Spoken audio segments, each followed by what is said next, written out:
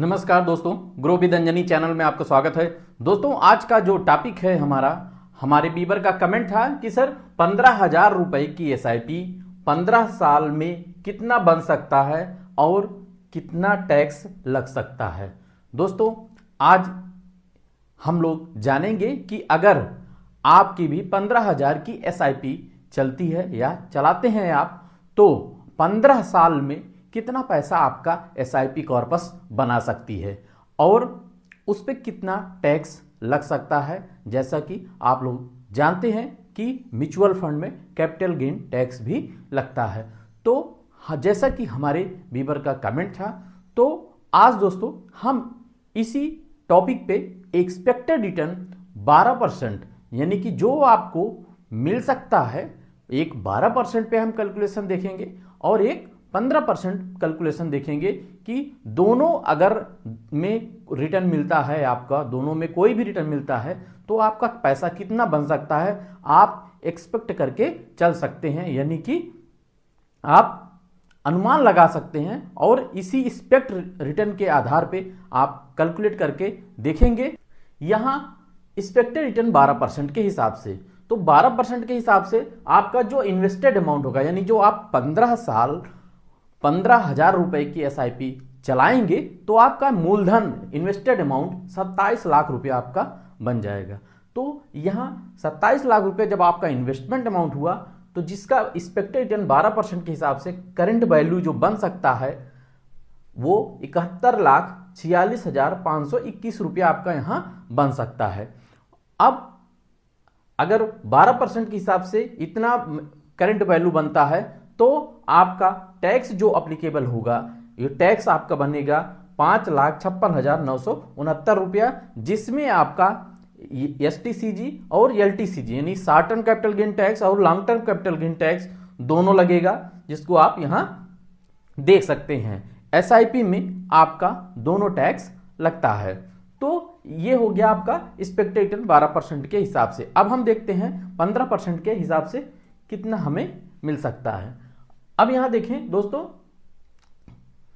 Expected return 15% के हिसाब से, 15% के हिसाब से इन्वेस्टेड अमाउंट 27 लाख रुपया, यानी कि आपका मूलधन वही है। रिटर्न आपका अगर 15% आता है तो करंट वैल्यू आपका 92,60,337 रुपया आपका यहां बन सकता है।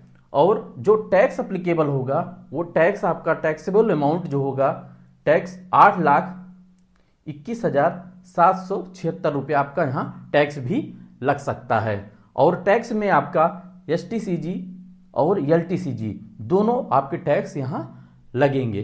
तो यहां आपने देखा कि आपका करंट वैल्यू यानी आपका 15,000 रुपए की एसआईपी एक्सपेक्टेड रिटर्न 12% और 15% के हिसाब से कितना बन सकता है। अब दोस्तों हम फंड का परफॉर्मेंस देखेंगे। जैसे कि आपकी अगर एसआईपी 15,000 रुपए की किसी भी फंड में चल रही है, तो यहां आज जो हम एक एग्जाम्पल उदाहरण के तौर पे देखेंगे, तो हम मिड कैप सिलेक्ट करके चलते हैं, यानी कि आपके पास लंबा समय है और लंबे समय में दोस्तों कंपाउंडिंग का जादू देखने को म्यूचुअल फंड में मिलता है। जो कम पैसा आपका जो कंपाउंड होगा वो 15 साल में कितना पीछे आपका पास्ट परफॉर्मेंस अगर चेक करेंगे तो कितना बना के दिया है, हम फंड को चेक करते हैं। कौन से फंड मिड कैप कैटेगरी को आज हमने सिलेक्ट किया है, तो देखेंगे कि मिड कैप कैटेगरी में अगर किसी ने 15 साल पहले अगर एसआईपी चलाया था तो आज करंट वैल्यू कितना बनाया है फंड ने। तो यहां देखें, पहला जो फंड आ रहा है एयूएम वाइज में आप देखें, पहला जिसका सबसे ज्यादा मिड कैप कैटेगरी में एयूएम है वो है एचडीएफसी मिड कैप फंड। दूसरा नंबर पे आपका आता है कोटक मिड कैप फंड। तीसरा आपका Nippon India mid cap fund. चौथा आपका एक्सिस मिड कैप। पांचवा आपका एसबीआई मिड कैप। अब इन पांचों का हम रिटर्न चेक करेंगे।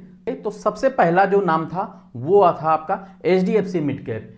एचडीएफसी मिड कैप जो है आपका 27 लाख रुपया इन्वेस्टेड अमाउंट है। 27 लाख इन्वेस्टेड अमाउंट को 15 साल की एसआईपी ने 1,22,57,119 रुपया बनाया है और रिटर्न दिया है 18% से ऊपर का रिटर्न यहां आप देख सकते हैं।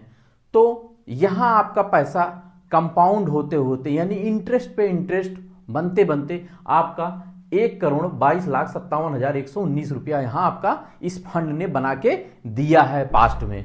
आगे देगा या नहीं देगा ये इस बात की कोई गारंटी नहीं होती है, पीछे इस फंड ने बना के दिया है। तो यहां आपने HDFC को देखा। अब दूसरा जो फंड है आपका वो है, दूसरा आपका कोटक मिड कैप है। कोटक मिड कैप भी देखें तो 27 लाख की वैल्यू को 1,19,70,65 रुपया यहां पे बनाया है, 18% से ऊपर का यहां पे रिटर्न रहा है।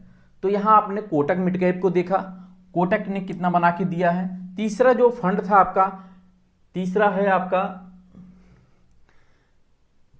आपका चहेता फंड जो निपॉन इंडिया मिड कैप है। Nippon India mid cap fund भी 27 लाख की वैल्यू को 1,12,56,054 रुपया बनाया है, 17% से ऊपर का रिटर्न दिया है। चौथा आपका एक्सिस मिड कैप है। एक्सिस मिड कैप भी आपका 1,04,67,819 रुपया बनाया है, 16% से ऊपर का रिटर्न दिया है। और जो आपका पांचवा जो AUM वाइज जो फंड है वो है आपका SBI mid cap. SBI mid cap भी जो है आपका 98,77,732 रुपया बनाया है, 15% से ऊपर का रिटर्न इस फंड ने भी दिया है। तो दोस्तों आपने यहां टॉप फंड यानी कि AUM वाइज जो ऊपर से टॉप 5 फंड थे AUM के मामले में जिनका फंड साइज बड़ा है, आपने देखा कि कितना रिटर्न आपको पास्ट में दिए हैं इस फंड ने। तो दोस्तों आशा करते हैं आपको अच्छी जानकारी मिली होगी। अगर दोस्तों मेरी जानकारी अच्छी लगी तो एक लाइक जरूर करिएगा, शेयर करिएगा और हमारे चैनल को सब्सक्राइब कर हमें सपोर्ट करिएगा। थैंक यू सो मच दोस्तों। जय हिंद, जय भारत।